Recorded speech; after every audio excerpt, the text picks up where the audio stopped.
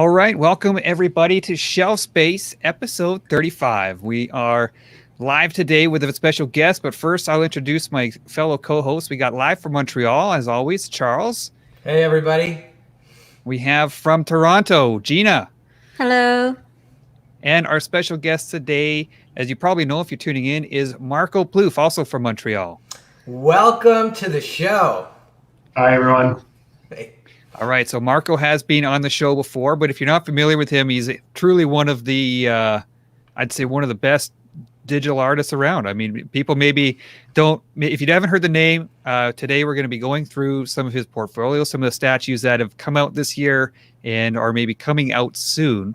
And we're going to start off with, I think, we'll just get right into it, I think, here. One of the best statues to come out this year for sure. One of the best in a long, long time. This is the Batman Shogun. So I'm just going to show that here. Here we go. So everyone knows this statue, I think, by now, whether you're buying it or whether it's just a statue you've seen. Truly an incredible piece. Marco, you've got one in hand. Is that correct?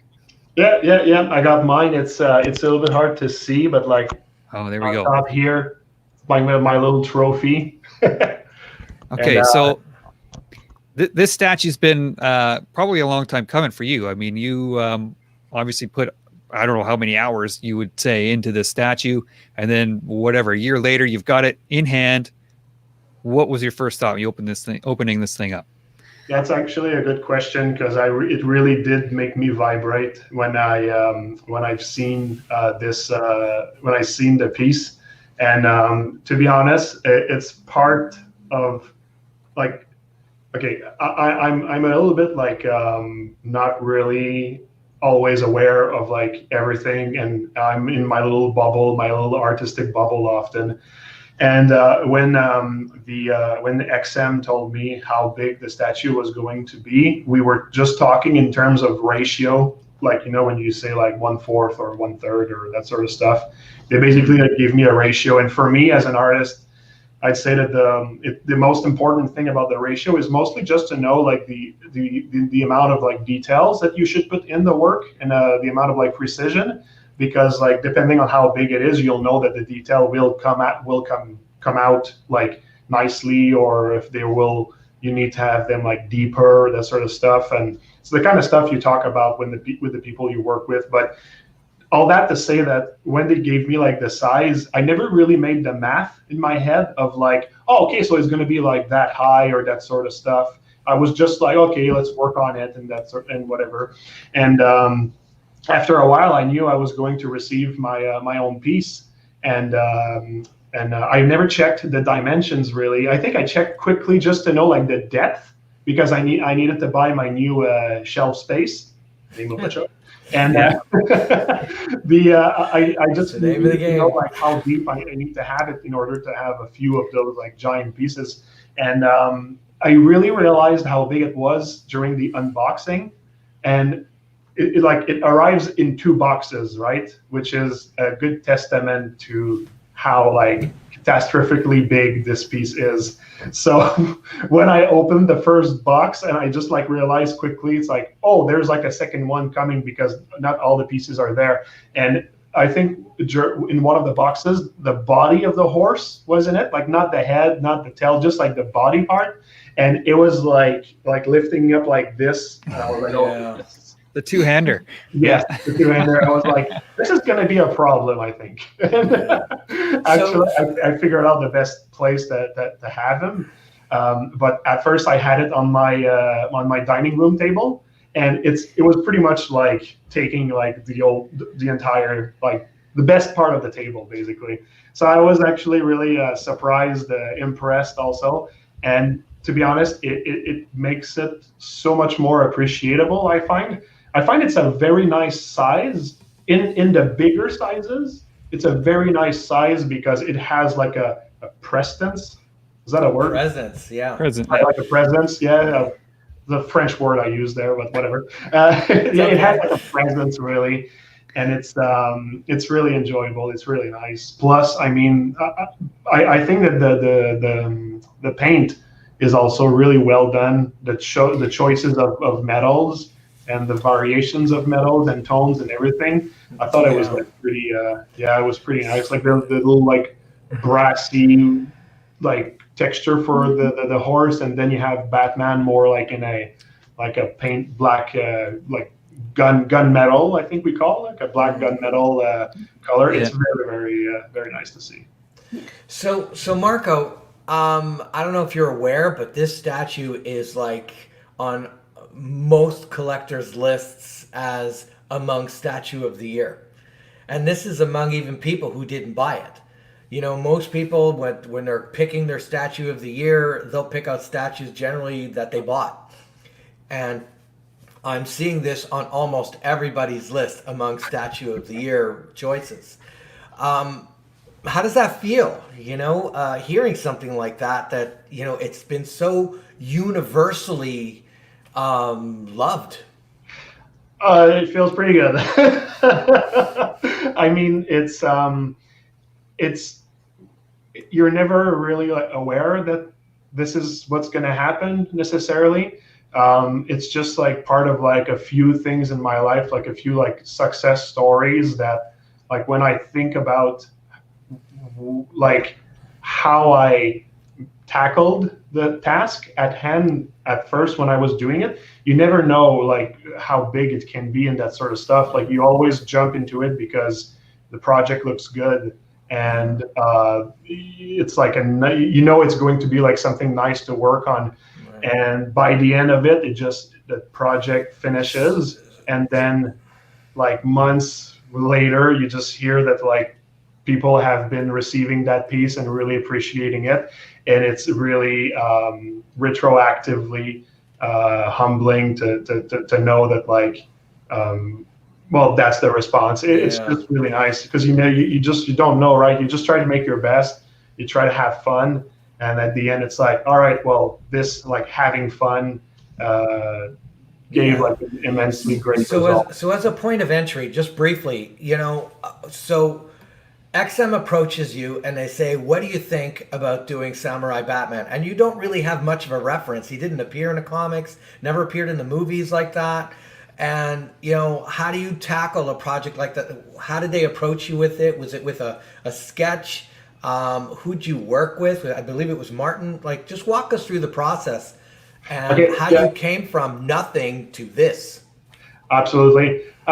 So one thing that I really, really like about XM is that they when they do a project, they really make sure to know, like, to have like a vision of like what they want the character to look like. And also by that, I mean that they will do a concept like as proof of like their design, like, oh, that's what we want. And that's so you got some kind of sketch, you got something to look at. Well, I got exactly the picture that comes with the 3D sculpt. Actually, it comes with like a card box. I don't know if you have the image, but it's like right here. I can just pick it up. But the art print, the art print, basically, that's actually, they had the art print at first, but when they approached me, they knew that I had like a specialization in sci-fi, hard surface, that sort of stuff. And the sketch was not necessarily final. And also the sketch by itself is still like a little bit like, I was going to say blurry. That's not blurry that I mean, but it's like undefined in some areas. It's 2D, right? It's flat. Well, it's flat. So there's this entire part, right? But I mean, even in like what is drawn, it's sketched, right? It's sketched. It's not highly detailed. The concept. They don't, exactly. It's not like do exactly like to the bolt like this thing, right? So there's like a lot that leaves to interpretation, and there was also some parts that were like we might actually want to change those and that sort of stuff. Like there was like something about the legs and the body of the horse, and basically when they approached me, they were like, okay, well, we really want you to put your touch in it. And this is actually, I think, what I prefer from my latest years as a 3D sculptor, is that most people that approached me were there to actually ask that I put myself in the actual piece. This is pretty much what happened with like every latest things that I did. So, and for me, this is very important because, I mean, I'm a lot of choices that I made in my life as an artist were to actually really express the most that I can within an art piece. And when a client comes and tells you like this is exactly what they want, it's really, really nice. Okay, so it's a Batman, it's Shogun. Here's like an idea of like what we want. Now, just like express yourself. I'm going to add to that. It's very interesting that you say that, because 2 years ago we were at the New York Comic Con, and they had 2 showcase pieces. Their Batman Sanity, where it was like, Batman and there were all his villains around it, and they thought that this was going to be the showcase piece for the show. And it kind of was. A lot of people looked at it. It had all the villains around. And then right next to it was the Batman Shogun. And for 3 days straight, that statue had crowds around it going, what is this? What is this? And it's a testament to you, because, a lot of people are looking at this piece going like, I have no idea what it is. How much does it cost? How can I get this? And you don't really see that very often. Usually people like their canon pieces. I want it to look exactly like the comics. Or if they're a fan of the movie, I want it to look exactly like the movie. Nobody wants a Darth Vader with a red cape, right? Yeah. So, but this Batman was such a venture from the canon. It was risky, and it totally hit the ball. Like it was a home run on all different levels. Yeah, I agree, and that's a really interesting thing to say, because I find, well, I mean, there's a market for everything, right? There's a market for people that want their canon, and they want it to be just and to be only like what they know. And there's like people that are like open to like something new, right? And we're still talking about a known franchise, but I really appreciate when people are going a little bit outside of the box, even if actually they want to deliver like a known product. And for me, that's why I find that everything that XM has been doing lately with the Shogun Batman and everything around it, I've been really like, well, I just have really appreciated it, because like I myself like to see something new, and then at the same time I can be fanboy. So for me, it's kind of like the best of both worlds. And so Marco, so Marco, though, but when they came to you and they asked you to put your own style, can you define your style? Oh, it's really hard. It's very abstract, I'd say. I can try to find a way to explain it, but I'll just say that if you follow like my stuff for a long time, at the end, I mean, there's like a certain like pattern that I always repeat, a certain way that I treat all my surfaces and the way I choose my details, and there's a lot of like visual, how do I call that? A lot of visual language, which is like art direction, basically. I don't know, it's like all buzzwords, but what I'm trying to say is that there's a lot of choices that I make, and I think that it actually really comes at the end. It because I always make those choices because they feel like they're the best for myself. They always come back, and I think people at the end, they kind of like can recognize a little bit of that. The same way that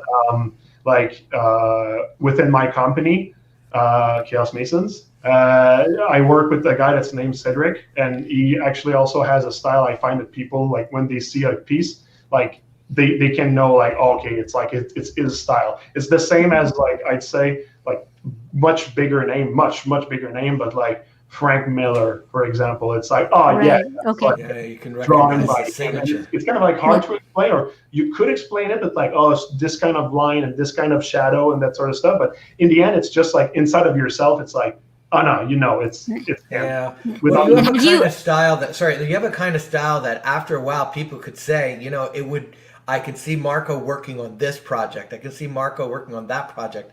You know, when I think of your style, and I'm not going to speak for everything that you've done. I'm going to speak with a lot of the stuff that I've seen you do, especially recently with Chaos Masons. It's very smooth. It's very clean. It looks like it just came out of the shop. You know, like if they ever need someone to design spaceships or something, you know, ask you. And I thought that was one of the things that struck me about the Shogun, is that it was consistent. You know, you were very meticulous and you were very certain and you knew exactly what you wanted to do with every inch of that piece. And it's that kind of certainty, it's that kind of comfort that we don't see in a lot of artists, and it's years in the making to develop that kind of comfort with I know what I want to do. And it showed. Had you ever sculpted a horse before? No, it was This is my your first first horse. Yeah, well, first I sculpted like a horse, like an organic one, let's say, a non-robotic a horse. And when I had like the main shapes and I knew it was like kind of like what I wanted, this is like when this is where I kind of like hard surfaced him. I made him like robotic basically. And but I had to do like my research in like horse anatomy and also in posture, because I went around like Google looking a lot at like horses when they run, because now you're doing a piece that's going to be printed and you cannot have the horse like in the air too much, because you need to have contacts with on the base. Right. We're not into like floating 3D sculpts yet. Soon, maybe, we don't know.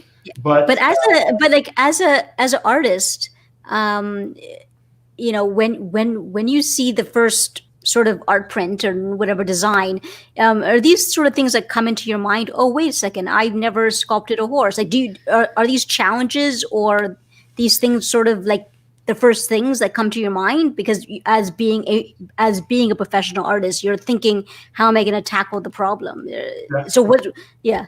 I like your question, because there's something that I find that really defines me as much negatively and positively, is that I really like to do a lot of like everything. There's a certain limit. Like, I don't like to do cars. Not that I think cars are stupid. It's just I never really like went towards cars. But there's like a certain like spectrum of things that I really like to do. As much as I do a lot of robots, I really love like knights and stuff like this, medieval things. I really love creatures as much as I love like humans. I love the anatomy as much as I like the clothing and the this and all that sort of stuff, right? I like stylization as much as I like photorealism. So I really love a lot of things, and I think that when I'm finished with one project, most of the time what I do is I just try to find the thing that's the most at the opposite of the last thing that I did, just to reset, ask myself, can I do it? I'm always like, yes, I will just figure it out on the way. And I'm confident that I'll do like minimum, I'll do okay. But since I put a lot of like time and passion, like I end up putting a lot of work, and whatever, the result speaks for itself. Not like I'm not a horse expert at all, but whatever. I mean, I'm happy of the results that came out of this. Plus, I mean, to be fair, I always work with a team, right? So like they have opinions and they can actually like point at stuff that like they think I could actually work. And with Martine, that was my contact at XM, with which I worked on the Shogun Batman. Martin Augusta, good friend of the show. Yeah, exactly. Really awesome guy. And I always work with him, and like with him, he always points at like the things that he sees that I might not have seen, because I mean, after a while looking at the same thing, sometimes you just don't see anything anymore, right? You kind of like need to have the objective point of view, which is the fresh eye. Yeah. And, Martin's really a great artist also, so it's always good to work in team for like those little things. And I mean, I end up learning stuff, or I end up having just like the little bit of help that I need to push the thing from this to here. So I mean, it's always a good thing to work. Yeah, I wanted to add just one other thing before we move on to Ultron. When we were talking about, here is something new, something no one has ever seen, are they going to be interested? Are they going to be tempted? And then they added the price tag, right? Like, okay, not only are we going to produce something you've never seen before, it's also going to be the most expensive and the biggest statue we've ever produced, and it's going to cost X amount for shipping. And they still came, right? They reached their maximum number that they have for statues. So that's incredible. It's an incredible accomplishment. But I think XM also, just because of like what I know from working with them, like internally, like I think that they actually also they know how to make good decisions. And like often I saw them or I heard them, like well, I read them, because like communication is mostly like by email and that sort of stuff. But like I most of it, like there's like some decisions sometimes they were taking, and I was like, oh really, that's what we're gonna do? And by the end, well, I mean, they are able to just like take the good decisions, because they've, like you said, they made this piece, it comes with a certain price, they sold out. Well, there's something in there. I mean, it's because they were smart about it. Well, So, they're not afraid to take risks, that's for sure. Yeah. And you know, XM is really known for that. Let's have a creative license with these characters. The other companies are doing statues that are exactly like the comics.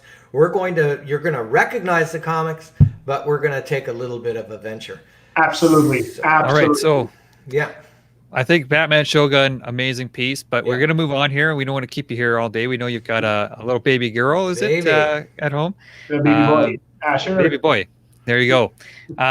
Okay, so quickly before we move on, I just want to show your website, marcoplouffe.com, so anyone can go there and see the high resolution renders, some of the renders that we're showing on the show. These are some of your personal projects, it looks like, some Mega Man, alternate Mega Man. We got the Iron Maiden, which we'll get into, some Prime 1 projects that we'll get to, but some really awesome stuff there. And you mentioned your company, Chaos Masons. You're a co-founder of Chaos Masons. Yep. So people can go there. Right? So this is Chaos. You can see there, KEOS, masons.com, and people can go there. I wanted to ask you quickly, all the Fortnite stuff that you guys are putting out, I see it on your Instagram all the time. Are those like official skins? Are they just personal projects that you're doing? How can people use them in the game? Yeah, I mean, most of the stuff on our website. Well, no, I mean, it's like half and half. They're personal projects, and the other part is professional things. But if you talk about Fortnite, this is mostly this is all work that has been contracted. That Epic contracted us to work on. So like with our team, we basically just like do everything that they ask us to do in order to produce those and to be in the game later. So everything we've done for Fortnite basically is stuff you can find in the game, and pretty much it's the same speech for any of the companies, the video game companies you can see on our website. It's basically all stuff that we produced for the client, basically. Cool. Yeah. So anybody, they can follow you on Instagram, Facebook, whatever. All this awesome artwork. It's a good follow, so people should check it out. But we'll move on. We're going to talk about another XM piece, which I think they're working on in the factories now. If people are not joining the XM Studios Facebook group, XM Studios Life, you should go there because they got sharing behind the scenes stuff. And just recently they showed this guy here. So we'll just got to share to the screen 1 second. We got Ultron. Here he is. And they just showed the light up. He's got a light up face and eyes, and his mouth lights up, and it looks really cool. Yeah, I just seen today, or like maybe yesterday, the version with the lights and with the LEDs that opens up in his mouth and everything. Yeah, this is cool. This is really cool. It does. Just makes him look more ominous. Yeah. So walk us through this one. Sorry, go ahead, Chris. I was just gonna say this statue here. I think when I think of your style, Marco, I think this one suits it pretty good. The robot style, the hard surfaces you've mentioned a couple times, very intricate detail. This is something that I associate with you specifically. Yeah, no, I think you're right to say that. It was another piece that I was able to really put myself in there. Basically, it came with a sketch. This one also. And in the sketch, I had enough information to know like what kind of like angles or shapes they're looking for, basically, and the kind of like treatment to apply for like what kind of like metal plates he's made of and that sort of stuff, and also like the context, because if you look at the base, it's like the stuff that's destroyed. He's more like in a junkyard or anything. But it's also a piece that they basically told us like everything that you don't see in the sketch, you just basically like do your thing, which is once again like one of the nicest thing you can ask an artist like me that likes to express himself. within certain brackets. It's to tell me like, fucking have it last. There you go. Yeah. You see this, Yeah. when I look at this, it just, like what I had said earlier, it's so smooth, it's so crisp. I can see light shining off of it. You know, everything looks like it was just right out of the factory. Yeah, exactly. And This is basically thanks to Cedric, who was my mentor at a time before we became company partners. But he taught me actually how to just be really like polished and clean when I work on things. And it's kind of like an habit that I took actually. well, I think it's part of your signature style. It's the way I could recognize it's your work, even if I've never seen it before. Yeah. Well, thanks. That's cool. It's actually really nice to hear that people can recognize me with my style, because not to go too deep into it, but there was like a time where I didn't feel that I had like a style or anything. But I think with time and without worrying too much about it, you end up just basically creating your style by default, just by working and yeah. During the preliminary phase of putting this together, I think there was some thought adding more arms, right? And then it ended up with 3. Yeah. I did not know we can talk about that. Oh, okay. Yeah, he was supposed to have like 4 arms and stuff, and at the end, they decided, I think, to remove it. And I think it's mostly because it was maybe like a little bit like too much noise, and in terms of like how it would, like how much it would need to for producing the piece, it would probably like start to range into like maybe prices that people are not necessarily like maybe are a little bit intimidated about and that sort of stuff. So they actually decided to take a few decisions to make sure that the piece stays like keeps its essence, and also at the same time remains like affordable or like enjoyable to the eye and that sort of stuff. Because one thing I noticed, though, Marco, sorry to interrupt, but one thing I noticed is that this statue definitely has a small footprint. And I noticed that some of the XM Studio statues are sort of to go in this direction. Was that intentional with this piece? Like, hey, guys, let's keep the base and let's, with this smaller footprint. Was that intentional in the design? Can you define footprint for me?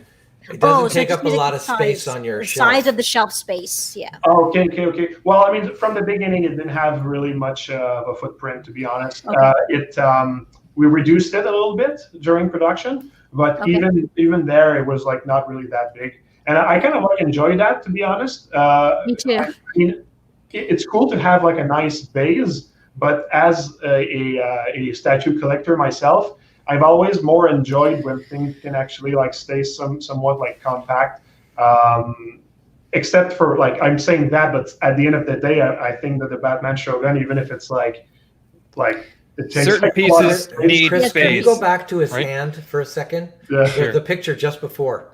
Now look at that. Look how intricate and detailed that is. That is not something we typically see. There are other Ultron statues out there where he's sitting on a throne and whatever, and it looks like a standard robot, knight in shining armor hand. Whereas over here, it looks futuristic. You really put in the extra work. Yeah, well, thanks. I really appreciate that. Something fun to say about maybe this aspect.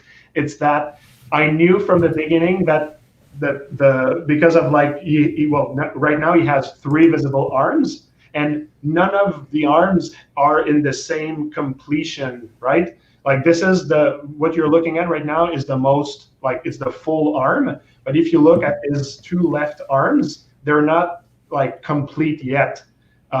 So the one on the top is a little bit more complete. He's still like in process of completing the biceps. But if you look at the one under him, he's a little less complete. There's a few plates that are missing. You can see the inside of the arm a little bit more, especially on the biceps. The plates are like open. So what I actually needed to do for this guy is basically build inside of the arm and outside of the arm. And wow. So it was kind of like a pretty intense process.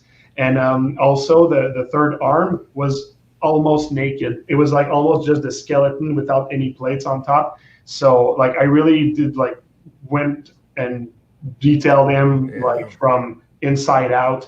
And at the end, I decided how much complete I'm gonna make each arms. So it's just to say that like I needed to really go like in depth with the design of this arm. So yeah, it was a lot of work. I really pity the technician that had to make him printable, because there was so many pieces, and it's like if I was to do like the technical aspect of the work to make him printable, like I think I would have shoot myself. It looked so complex. So like I really appreciate that they were able to do it, because like when I gave them the work, I mean, disclosure, I worked pretty clean. When I give my work to a company so that they finish the work, normally it's you can work within it like pretty well, and it's clean and it's nice. Like I'm not leaving like a mess to the next person, the next artist. But for this one, since there's so many plates and everything, when I gave the work to the artist, I was like, good luck. Impressed. My work is done. Tag, you're it. Quickly here, I just want to say hi to Rome Ross, Archangel, and John Band, who are watching on YouTube right now. So if those guys have any questions, be sure to put them in the chat. So one thing you just mentioned is with XM, they do all the engineering for you. You just do the sculpt. Here you go, and then they take care of the rest. Yeah, well, I mean, most companies, that's what happens, because it's such a, well, I mean, it so happened that I know how to do the technical, like the engineering that we call it. I know it because I print stuff myself. I mean, I have like a couple, like I'll bring them closer to the camera maybe later, but I did stuff with my printer. Actually, you know what, I'm just gonna grab it now, but just so that you can see like the size. Oops. Second. So like this guy here, for example, like he's pretty big. He's I think 15 inches high, and this is something that I printed myself with my printer. That's actually right there. Wow. How many pieces came out? I don't know, but it took me a total of like I think 140 hours to print it. Wow. Oh, wow. Total of all the pieces and whatnot. Like the blade is in two pieces. There's like a seam right here, because it's more like a prototyping printer, I think, and I can only print 6 inches long. Okay. So I needed to cut him in like many pieces. Some parts were not really made like in a real professional way, but what I'm trying to say is that like I know how to do the technical aspect. It's just that it's a long process, and I think at XM and other companies, they have like experts at that.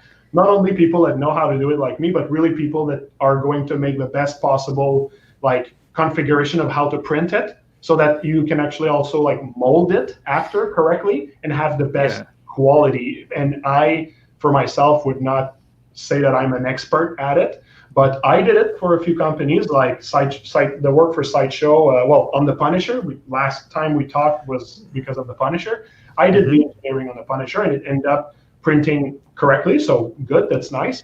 But most of the companies, they'll do it in-house with their own artists, and since it's like so close to like the technology part, and it creates like the divide between the artistic part and the technology part, let's say. Wow, that's great. I saw noticed the Punisher in the background.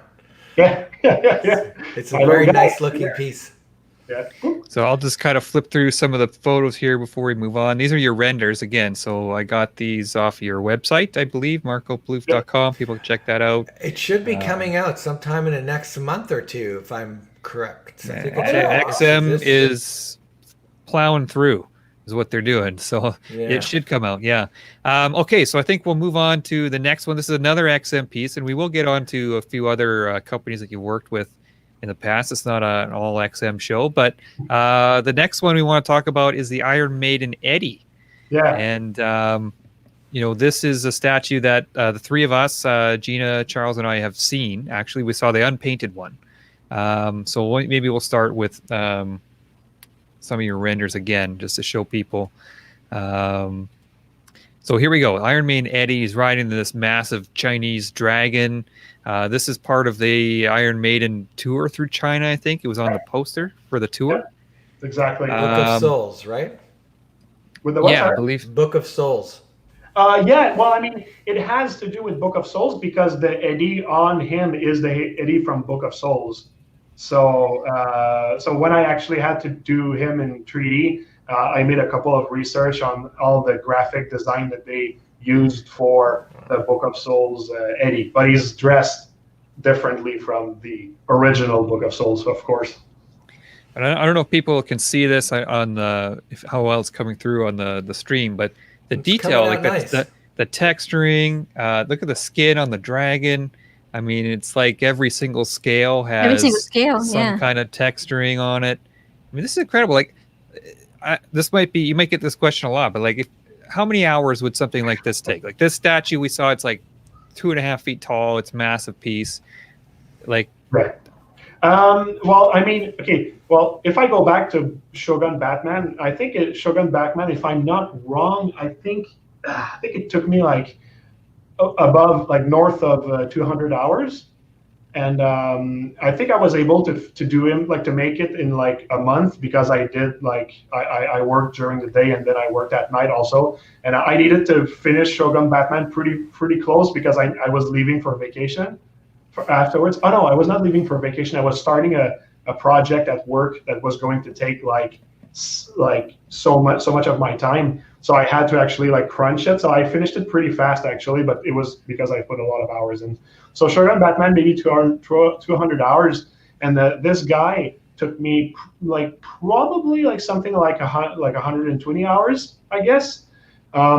He's a little less complicated than Batman because he doesn't have that much layers and like plates and everything, because it's often the amount of props that takes a lot of time to produce, because producing a shape, whatever the shape is, at the end of the day, it's a shape with 2 arms, 2 legs. So whatever it is, it's fine. But if you had like layers on top and everything, now it can get actually pretty tricky.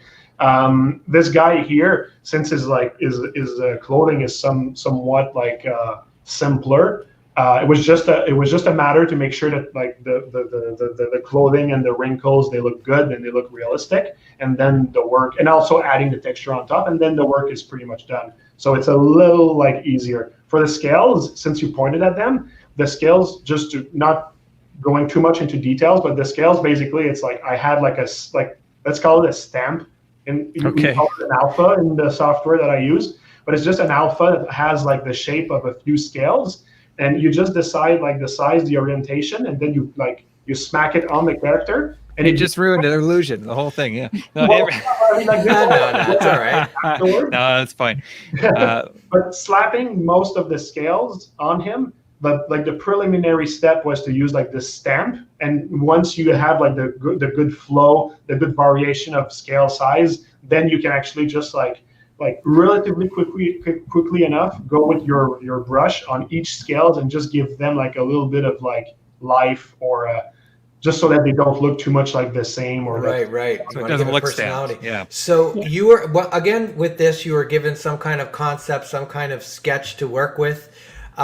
Is there a part of this design where, you know, you did go to town a little bit? Like, was it the pulling of the mane of the hair? Well, there was. I think the going to town on this character was pretty much figuring out how he would actually like stay in the air, and how Eddie would be sitting on the dragon, knowing that there has to be a rock right next to him, so that like everything just like can actually just physically happen. Because on the drawing, the drawing was actually the poster, the promotional poster for the tour of Iron Maiden. And so I used that to actually like know, okay, it's a Chinese dragon. He's dressed up like a monk, I guess. It's like monk-ish, this suit. Sorry for lack of knowledge. And okay, it's the face from Book of Souls. So, oh yeah, and he has the weapon that he has. Basically, that was the information that I had. And then like basically deciding the materials, the treatment, and that sort of stuff was basically myself. Plus, like I said, all the thing about the positioning, how he's sitting on him, and that sort of stuff. And often what happens also is that you receive a drawing, but it does not translate in 3D correctly. So you basically, you start posing it like the drawing, and then you realize, okay, it does not look good in any other orientation or like angles, let's say. So a lot of the work that we do also as a 3D artist is basically making sure that like the piece looks alive in more than just the flat. key. Chris, can you post that picture of the blade again? It was the last picture you showed where we had a nice close-up of the blade. I just want to ask a quick question. There you go. Now, you're doing every one of those lines, and you're kind of doing some shadowing to make it looking more weathered, like all of that. Now, that's what I mean. That's one of your signature styles, is your attention to detail. You give your pieces a different kind of personality.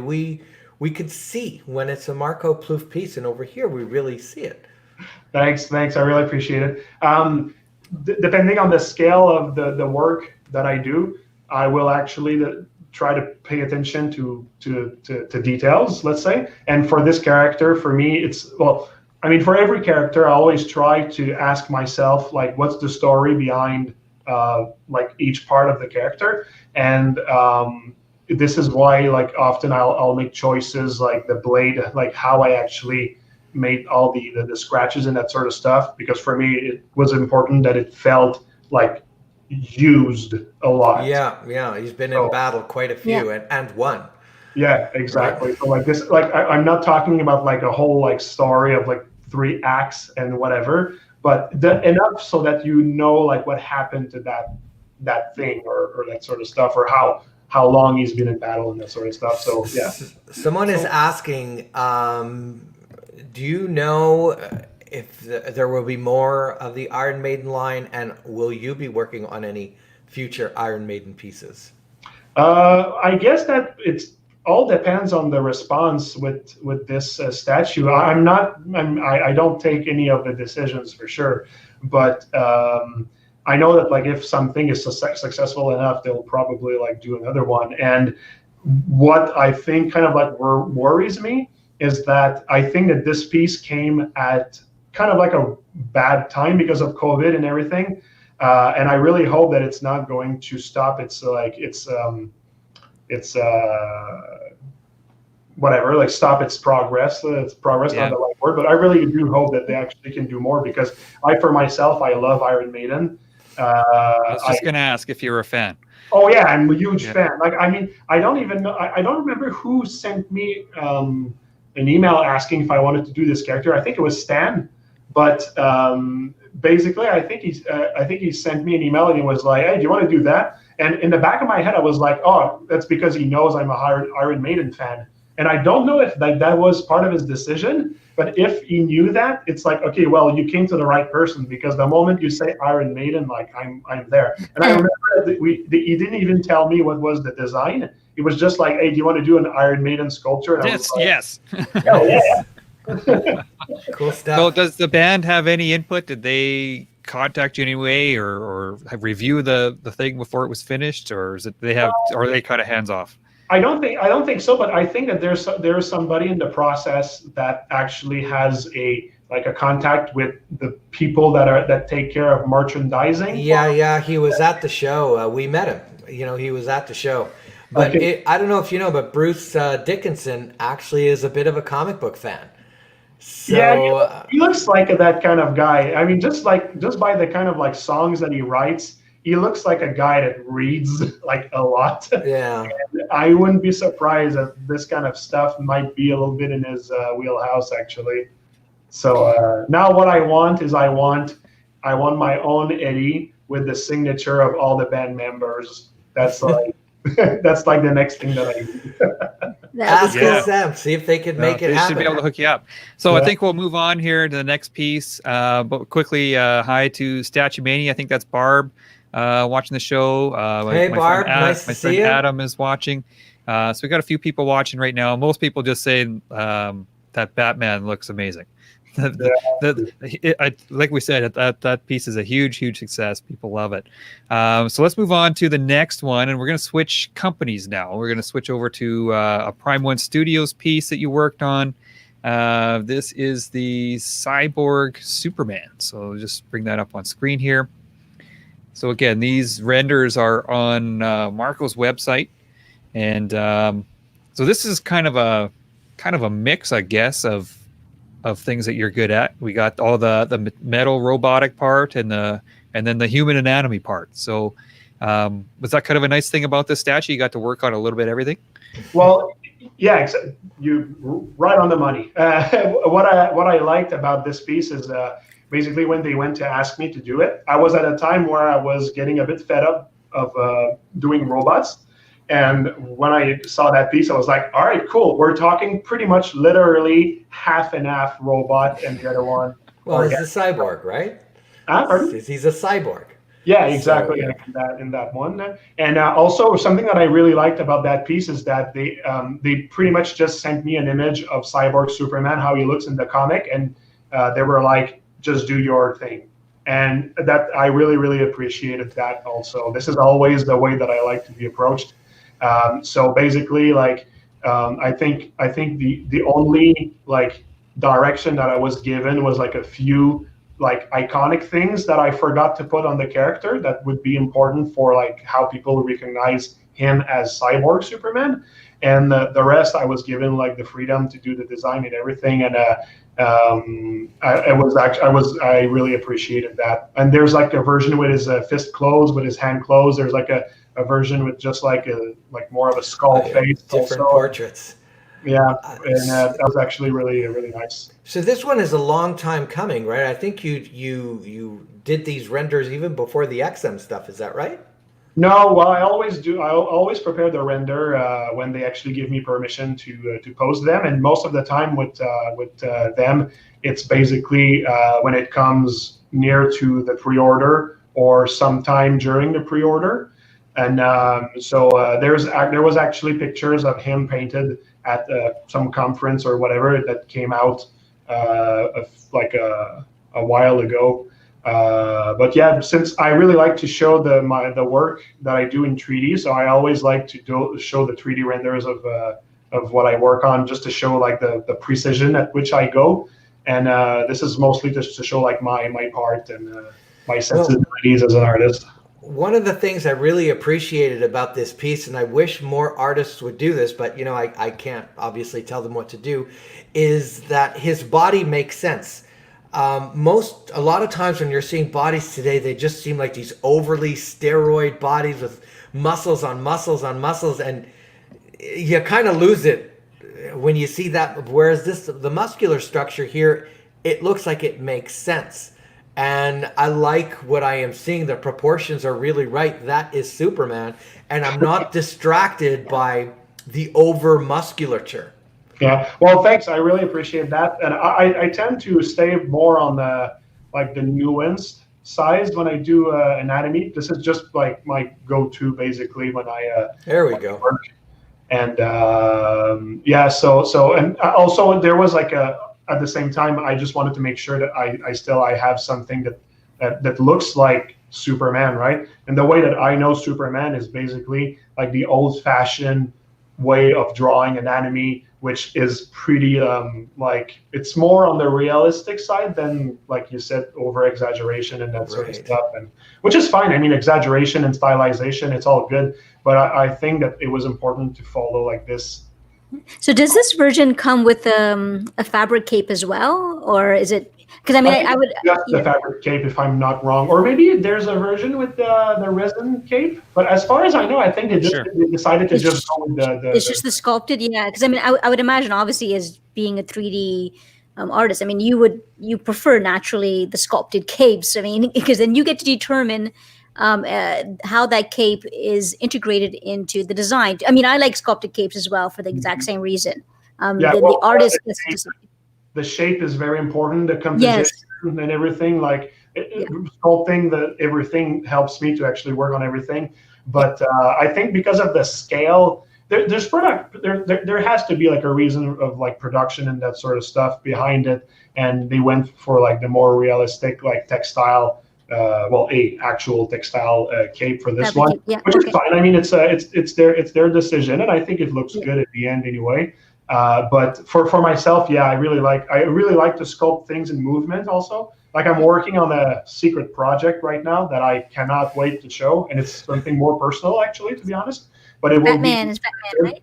Yeah, it's actually not even a franchise. It's something that really comes out of my head. But there's a lot of like flowing capes and everything. So, and I cannot wait to show, because it does show that I really like this dynamic playing of like the line work and everything. So from what I can see, it's just the fabric cape. I can't see one with sculpted cape on there. A finished one. I really like what you did with the right hand on this piece. You know, one of the things about Cyborg Superman is that he's supposed to be horrific, right? He's supposed to be scary looking. He's not this, 6'4", blue hair, dreamy looking guy. He's supposed to look frightening. And you really pulled that off. He looks like a Superman monster. And that hand is perfect. Yeah, that's actually when I talked to Prime One about this sculpture. At first, we were not really thinking of this hand. Actually, I think it's he basically like asked me like, if you have an idea for a switch out, just like let me know. And I just checked on like what he was, right? And I fell on this image in a comic book of like him with this like longer arm and everything, and I was like, okay, well, that's perfect to that's the one, the more horrible side of Cyborg Superman actually.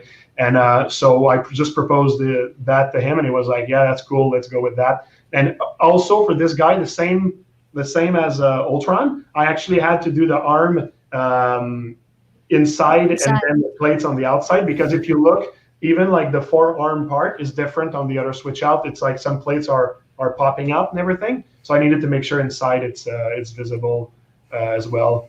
It's just like a little difference, right? But it's just to say that great stuff. Yeah.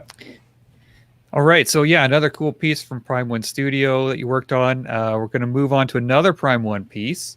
And this is one that I did get to see in person at Wonder Festival. So let me just pull that up in a second. See, this is interesting as he's pulling it up. This is another experimental design where we're going, where are you getting, this kind of inspiration? And also, it's very brave, right? To venture into something that's a little unfamiliar. How is the public going to respond to it? And it seems like, okay, if no one's done it, I'm interested. Yeah. If it's going to be very challenging, I'd like to take a shot at it. Yeah, exactly. I really appreciated to be given like the chance to work on this piece, because I'm, to be honest, I think that like anybody that approaches me and asks if I can do like a Batman or any characters, but tell me to do like this version, and it's like the most known version, or like to do like Christian Bale Batman, for example. Not that I don't like Christian Bale Batman, but I would probably say no, because it's like it's too like, we've seen it in the movies, we've seen him there, we know him. Like I really like to have the opportunity to work on something more like fresh or risky, and so. To work on Metal Batman, that's how I call him, Metal Batman. But it's part of the Dark Knight's metal, right? Yeah. So all this detail, you're seeing the fur. It's quite. Is this a multimedia type piece, Chris? When you saw it, it is. Yeah, it does have it. So this has the knights in armor that you mentioned you like to do. But you've taken this to like another level. It looks like, with all the gilded work on the armor and on the logo. But Charles mentioned that there is it is a mixed media piece. You can see the fur under the armor on the shoulders, around the neck. Are those items that you will sculpt in just to see kind of how it fits, or you just leave it out and wait for them to add it? No, it was fully sculpted. They just decided to go with real media, but like I made a full fur cape for this character, and with the flowing cape and everything. And this is one where I'm like, I would have maybe preferred to see like the real like fur cape. But to be honest, I think that they did a great job with the material that they used, and the shape of everything is actually interesting also. And just as like a diorama piece, like this is actually really great. I was given just like images of the comic books, and Wow. basically I was given the freedom to just create them the way that I wanted. Then they gave me feedback on like more of this, less of that sort of stuff. And it's actually really, it was really, really, really nice. I worked with art director also on this one, Pablo, and that was really cool to just like throw ideas around and Back everything. and forth. These are both third scale. Am I correct? The cyborg and the Joker dragon. Actually. This one is definitely 1/3 scale. It's an enormous statue. As I said, I saw it, and sometimes at the conventions it's difficult to really see how big it is. But this one you could tell, right? It was pretty plain to see. It was enormous. Because it's two characters, so you're really going to get a feel of grandiosity. Also, something that I really like about this character is I find that the paint job that they did actually is pretty nice. It's like grim, and I think it fits well with like the dark aspect of this character. So it was actually pretty interesting. It's really cool. So did you do the whole piece? I know Prime 1 often has multiple people, or I think I've heard they have multiple people working on the pieces at the same time. Well, I mean, I did everything that's sculpting. Okay. But of course, there's the art director, then there was like the guy, like the manager, like we're throwing ideas. Then I did all the sculpting. And after that, there's the guy doing the engineering, and then there's the people doing the painting. So of course, I'm just like a part of the work, right? But I was referring to the sculpting in particular. Yeah. As sculpting goes, I actually did everything, and it's also something that I appreciate, to be able to touch everything. I said that during the Shogun Batman. I just love to just like try myself at like everything, and usually when I work on something, I usually just like do everything. So I made sure as an artist that I'm able to do most of everything, so that when people come and ask me to do this or that, well, I'm able to deliver on all fronts. So since we have all the portraits here, if you're gonna go back to the portraits for 1 second, sorry. Which one? I'm curious to know which one is your favorite. These are all amazing. Which one is your favorite? You worked on all of them, obviously. You just said that. Which one's your favorite? It's this one's hard to say because I really like them all. But for me, I think the one that I feel like the most coming out of it is the one where he's screaming, because it really does explain more of like what's happening. Because if you look at the full size one, Joker is actually wrapped around his leg, and he's like, Batman is like, sorry, pardon my French, but Batman is fucked on this like diorama. And the one where like the fact that he's actually like screaming, you see the serpent is wrapped. By the way, the dynamism and like the posture and everything, that was a sketch that was drawn by one of their artists, and the armor like I was taken from like a comic book, but I just redesigned like aspects of it. But they did send me like we threw around ideas. At some point, they sent me a picture of like him and having like the dragon around him, and we had to change a few things in the scale and whatnot. But the idea that he was kind of like not defeated, but he was not in the best. He didn't have the high grounds, right? So he actually, I thought this was a good choice that they actually made. So in regards to the choice that they made in terms of the story and the sculpt, I think that the face that for me works the best is the one where he's screaming, because it's like it doesn't show he has all the confidence to actually like overcome the situation, right? But I do appreciate the beard version. That's where I was going. I was just going to interject and say the older one was my favorite of the three. Yeah. Because at this time you're wondering, I don't know, is he gonna get out of it this time? Yeah, exactly. You know, is this Batman's He got out of it last often, but we don't know this time. Something I find also interesting is that I actually don't remember like where the idea of the beard come from. I think it's me that just threw it there, or maybe it was like I don't remember. But what I wanted to say about the beard was that when this piece came out, it was like at the same time as God of War came out. So there was like a lot to be inspired about when the game came out. And when I did the beard, I was just like fully just embracing the Viking-ish aspect of. One thing I'm just noticing right now is you got the battle damage on the cheek, and then you got the scar on his cheek underneath. Yeah. So obviously some previous encounter, like that's the kind of detail that separates some statues like this from others, you know. One thing I'm noticing though is are the teeth, and how like the bottom row of teeth, the teeth aren't even the same size, they're individually done. Like that is so that is so realistic. You know, it's like you're taking time to make, like if you look at the bottom row, the teeth are different lengths and different sizes, sort of. It's they're so individually done, it's so realistic. Yeah, no, exactly. One amazing. thing that's great about this Batman is like even if he has like fights to do, he still really takes care of his teeth correctly. They're all very important to floss. Yeah, you know, you gotta do what you gotta do. So here's just kind of showing on the dental floss this piece. Yeah.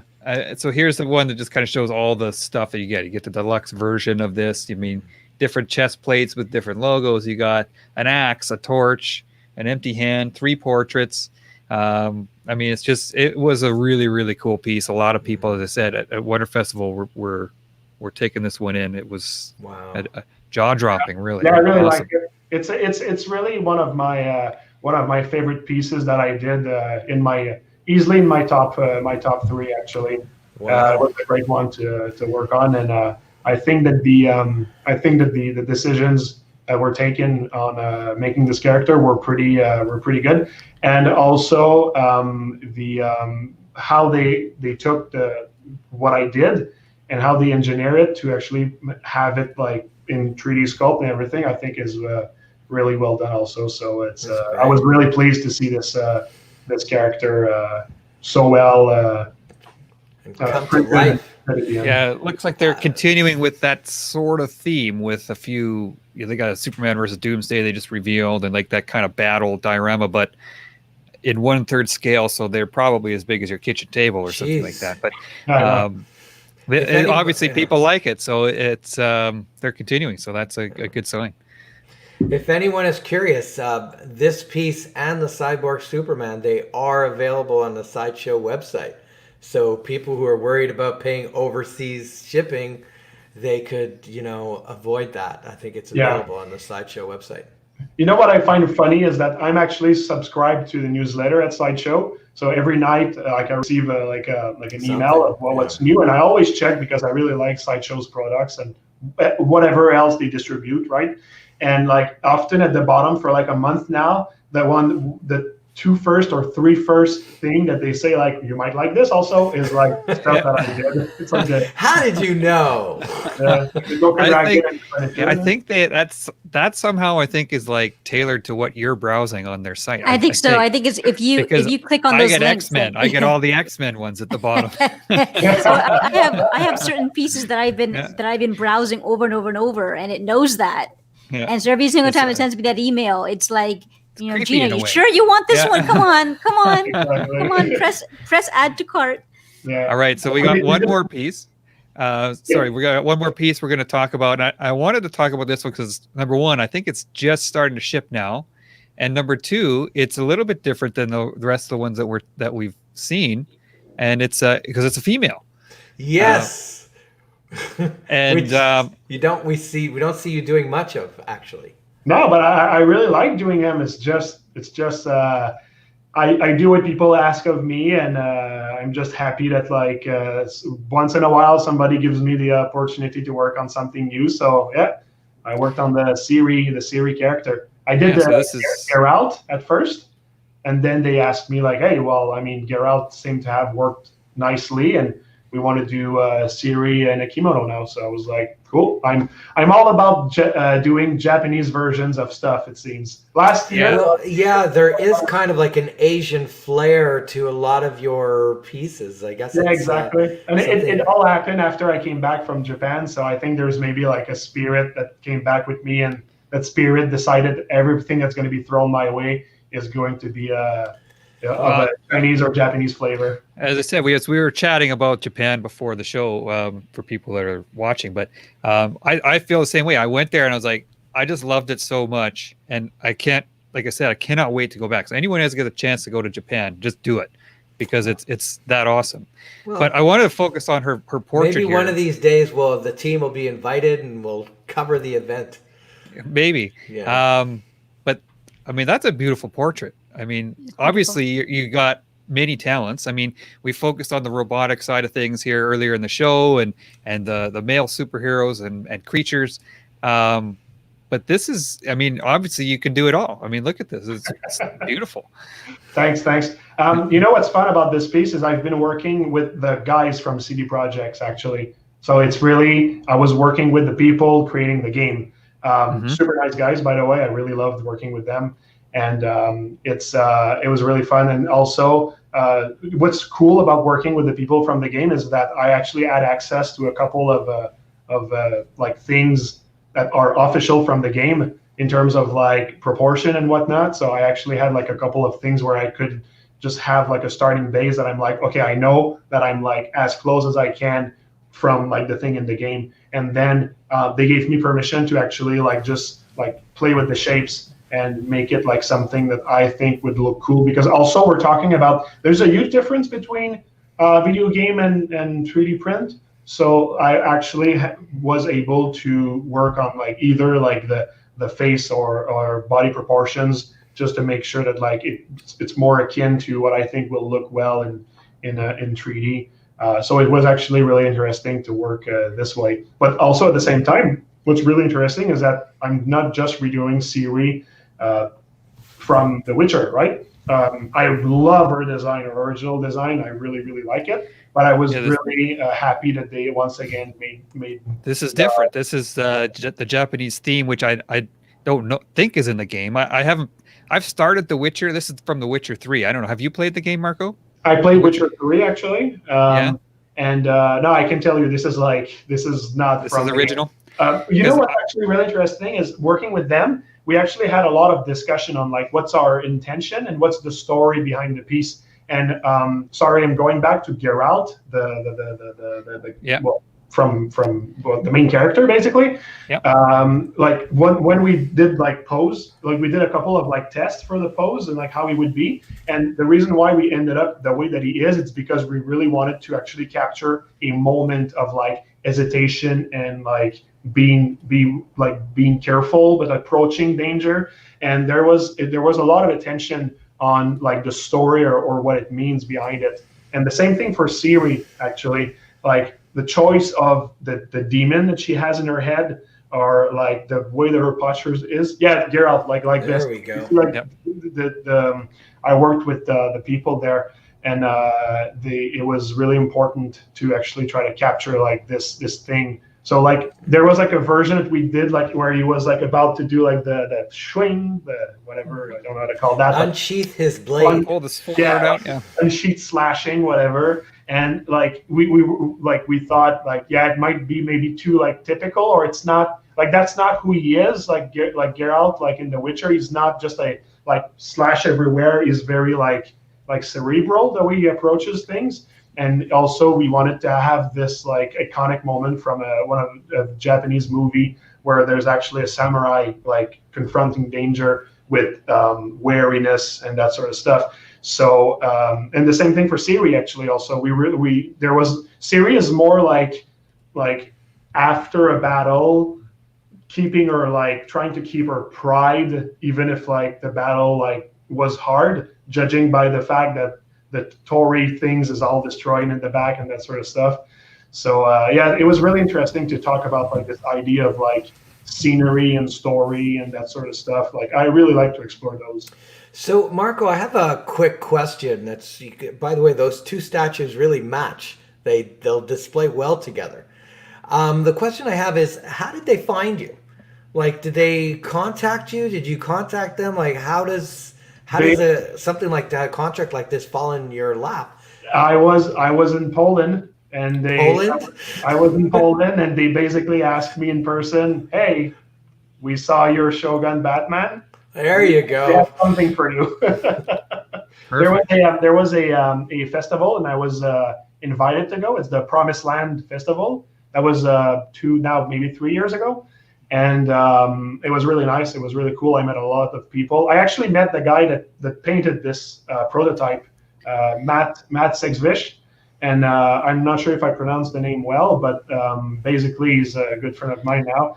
And he painted this character, and I met him in person. So basically I met so many people in person, and basically I met the people that I worked with, Pavel and Alexandra.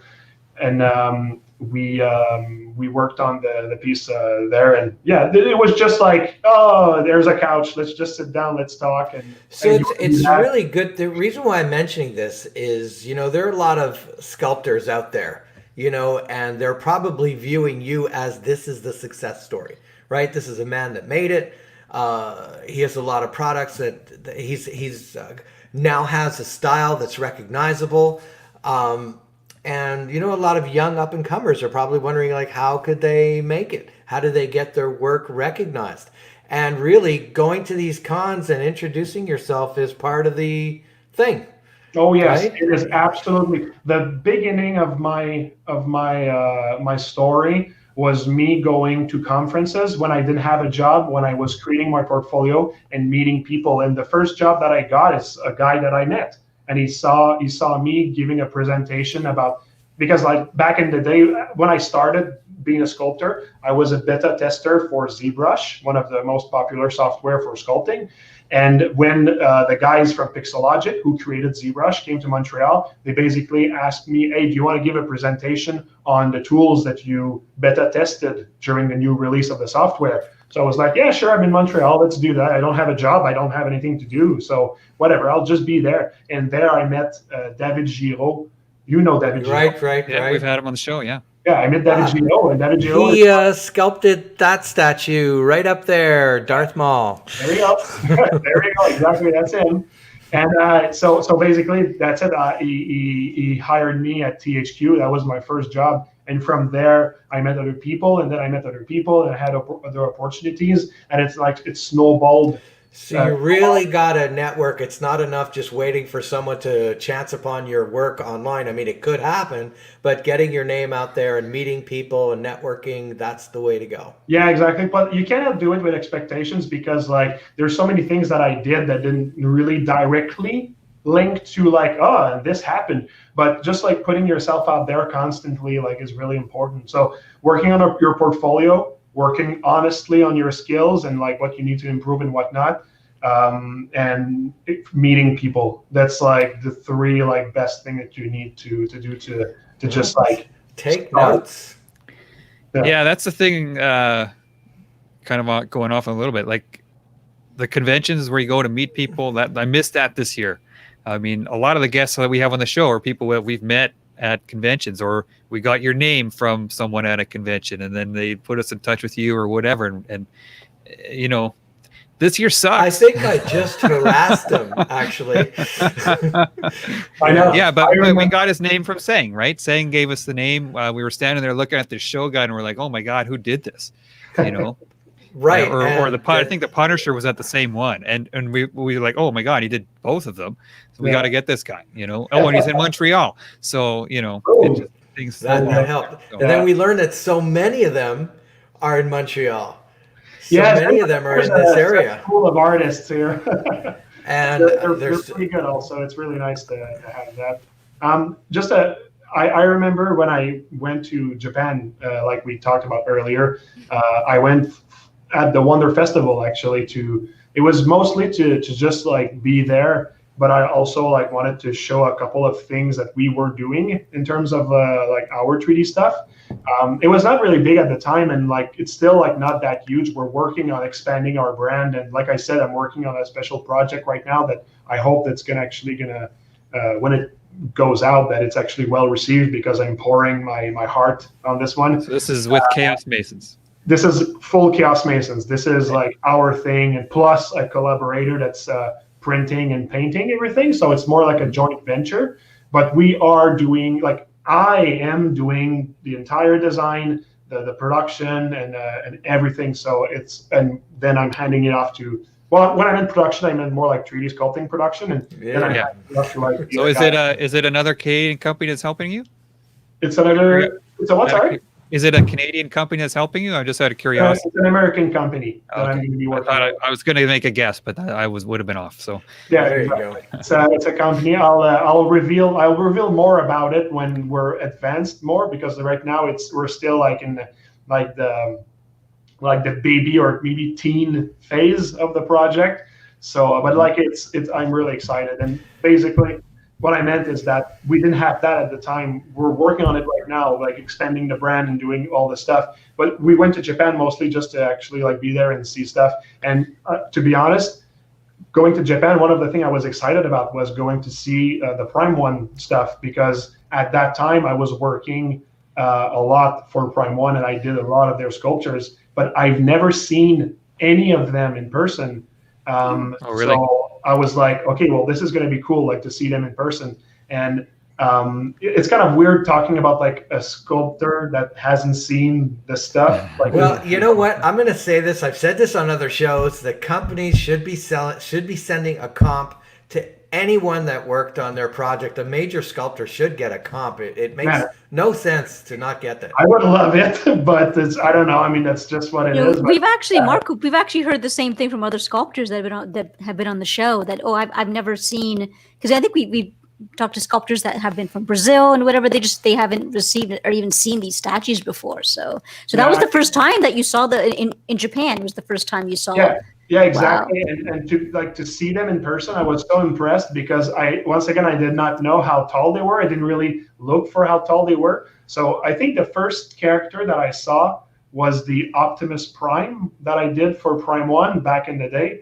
And when I saw it in person, I was like, whoa, it's like huge. Is that where he's standing and he's got like the sword pointing to the ground and it's got light up? Well, no. He's like this on a rock, or maybe like this way. I should say. And he's like, well, he's on a rock and whatever. Like, were these the Josh Nizzi designed ones? No. It's, No? It was just like They've got several. old school Optimus. Yeah. Okay. Oh, sorry, I said Optimus Prime. I meant Optimus Primal, the one from Beast Wars. Oh, okay. Yeah. Okay, now I Gorilla. know what you're talking about. Yeah. Sorry. I do. I know the one you're talking Okay, about. Yeah. what's interesting that you're saying this, Prime 1 had an exhibit in Montreal, and we covered it, and that was there. That Yeah, piece was I did there. not know. I was, like I said, I'm really like stuck in my bubble, and I don't really like open the news and stuff. Yeah. So I was just like, I didn't even know that they were in Montreal. Otherwise, I would have come to check them, because, Cool. like I You said, know, it's so interesting that you mentioned that, because I was talking to David Giraud and I was telling him, hey, you got to come and get your statue signed, Darth Maul, because Ray Park was there, and anyway, look, we're heading towards a finish line. I wanted to ask you something, because it seems like you're very invested in Chaos Masons and your company and your career, and I was wondering, is this kind of like the end of your Marvel and DC stuff and the mainstream designs? Like, will you still be going there, still dabbling every so often? well, I mean, I'm really interested to continue working on those, because, like I said, lately I've been given the opportunity to work on a lot of things that I find that are pretty cool and that connect with people. And I'd say it's just going to be a question of finding time to do those, because at the end of the day, I'm a new dad. Yeah. I have to take care of a baby now. Boy. We decided to spend a lot of money at Chaos Mason to start our own projects. So and I'm managing a company. That's like my everyday job, right? So to be honest, it's kind of like hard to find time to work on pieces like this anymore. What I can promise is that I'm always interested and I'm always welcome people to come and talk. Plus, also, I mean, I have a company. Like, I mean, I have artists that can help me like do stuff. So like maybe like the next leg of me in the world of 3D sculpting will be actually like me delegating a little bit, or art directing in some kind of way, or co-art directing. Yeah, exactly. Plus, I mean, putting a little bit of myself in there, because like if I work on something, I want to be able to have like the brand, or like my brand in there, basically, or just being able to just touch it a little bit. That would be nice. But otherwise, I mean, everything that I've been doing so far, if people appreciate it, I mean, they might see it in my own personal project. Well, personal, I mean, Chaos Masons project, like the secret project that I'm talking about. Sure. The way that you can recognize my style, I mean, it'll be there. It'll be there. I will say, just as you know, I got to throw it in there, and I won't bring it up again after this. It would be nice to see you tackle a Predator Warrior with the armor. You know, oh my goodness, I think that would be a match made in heaven. Yeah. Well, I really like Predator, and I've actually worked on a few things. Plus, I had to say no to a few things, but. I do like it, and I did if you look at my personal work, my Mega Man collection series, there's actually one of the guys he's from the world of Predator. So there is like, I have an appreciation for this kind of organic armor, organic sci-fi. Right. So like the same way I really like Geiger. I'm really inspired by Geiger also. So there's a lot of things like from the 80s that are inspirations for my style. So, and I think it always will stay with me. So anything that I do, there might be like a little bit of that in there. But at the same time, I love so many things that it just depends on like what I want to tackle in my next piece, like that sort of stuff. Well, great. I hope to one day see it. Yeah. So, we'll see. Quickly, I got one last question. When you went to Wonder Festival, did you get a chance to go to the other side of Wonder Festival where it's all the garage kits? Well, that's where I was actually. Okay. And I was actually with the guys from Pixelogic that created the ZBrush software. Yeah. And I was there. I was sharing their kiosk space. And yes, I did actually walk in the garage kit space. Actually, that's where I stayed the most of my time. Yeah. As much as I like I said, really like high production things, like when I went to see the Prime 1 stuff at the time, like I really have an appreciation for everything that's more like outside of the box. So like stuff that it's not from any brand, that's from their own individual IP, from the artist that did it. And there was a few things that I was there and I was like, wow, man, if I didn't have like a 13-hour plane ride to get back home, there's a few things that I might actually have bought, because I was like, this is like really something special. Wow, and I know. Not the kind of stuff that people are the most interested about, because I understand, because like you have to, like, for something to sell, people have to see themselves in it, and it's easier when it's actually like a brand that people know and it's in their heart. So it's like, it's normal. But I really, really, really have an appreciation for things that are really, really like outside of the box. And the garage section was a lot of that. A lot of chicks also, but I really appreciated the like more like artistic weird stuff. They have an adult section there, and I now honestly I never went in there because my wife was with me the whole time, or both times I went there.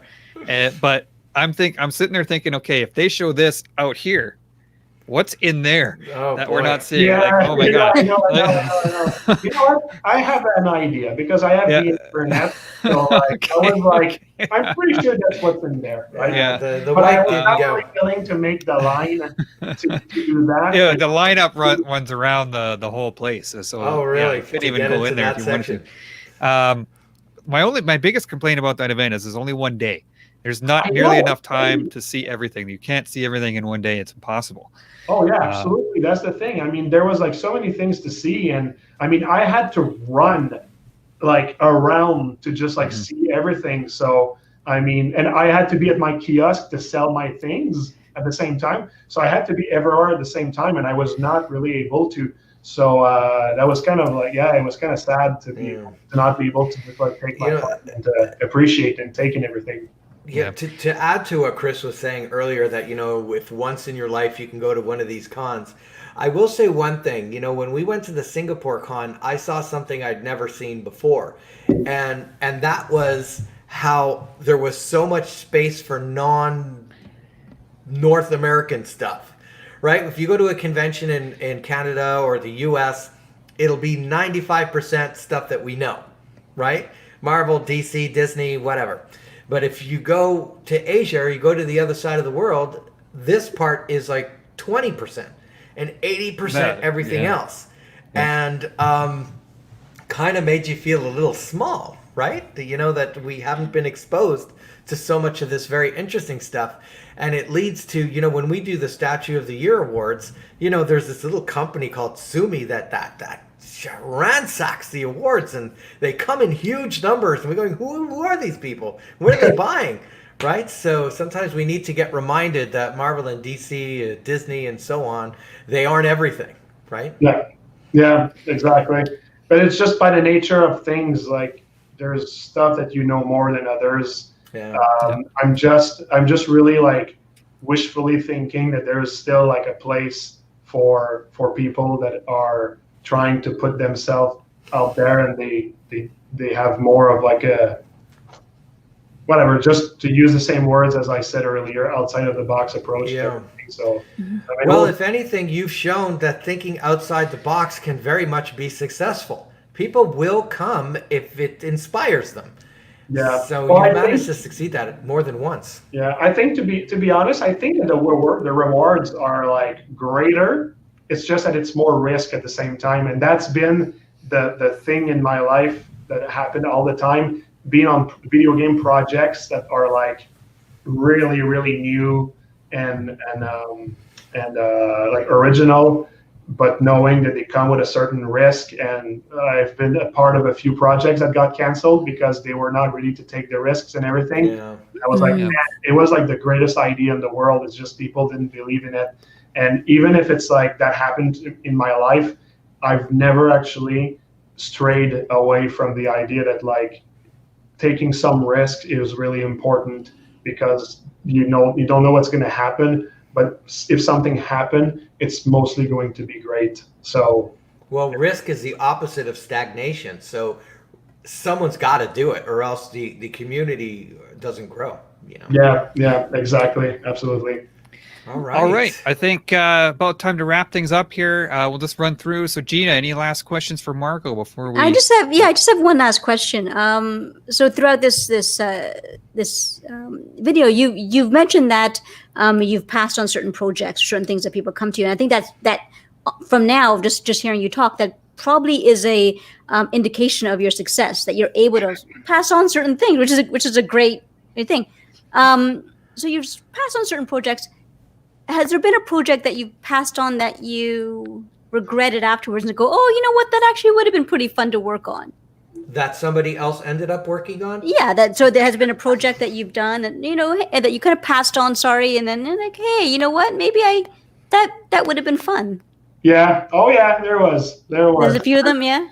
Yeah, there's a few. The first one that comes to mind is, I know I cannot talk about it because I haven't seen it publicly, like appearing, but like it did like happen often that I was given a chance to work on something, and it's just like it hurts so much, and you're like, no. Yeah. Like, it's kind of like I just turn my brain off and I write no in an email and send before I can actually like think about it too much and like regret it too much. But yeah, that's because like I made some decisions in my life.